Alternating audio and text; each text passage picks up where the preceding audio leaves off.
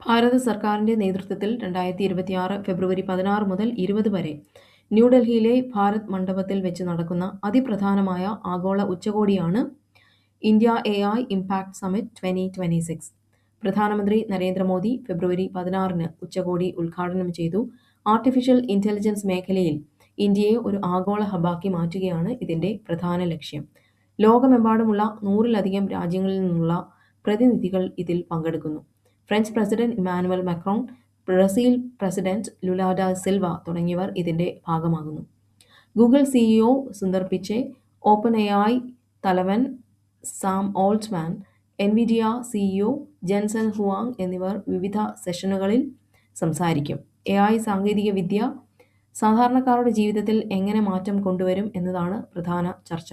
രോഗനിർണയത്തിനും ചികിത്സയ്ക്കും AI ഉപയോഗിക്കുന്നത് സംബന്ധിച്ച് റിപ്പോർട്ടുകൾ, വിളവ് വർദ്ധിപ്പിക്കുന്നതിനും കാലാവസ്ഥാ വ്യതിയാനം മുൻകൂട്ടി അറിയുന്നതിനും AIയുടെ സഹായം, AI മൂലം തൊഴിൽ മേഖലയിലുണ്ടാകുന്ന മാറ്റങ്ങളും പുതിയ അവസരങ്ങളും, AI ദുരുപയോഗം ചെയ്യുന്നത് തടയാനും ഡീപ് ഫേക്ക് പോലുള്ള ഭീഷണികൾ നേരിടാനുമുള്ള ആഗോള നിയമങ്ങൾ രൂപീകരിക്കൽ എന്നിവയാണ് ലക്ഷ്യം.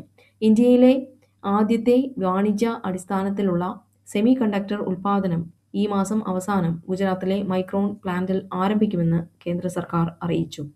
AI മേഖലയിലെ മികച്ച കണ്ടുപിടുത്തങ്ങൾക്കും സ്റ്റാർട്ടപ്പുകൾക്കും പുരസ്കാരങ്ങൾ നൽകും. AI എല്ലാവർക്കും ലഭ്യമാകണമെന്നും അത് ഉത്തരവാദിത്തത്തോടും സുരക്ഷിതമായും ഉപയോഗിക്കണമെന്നുമാണ് ഇന്ത്യയുടെ നിലപാട്.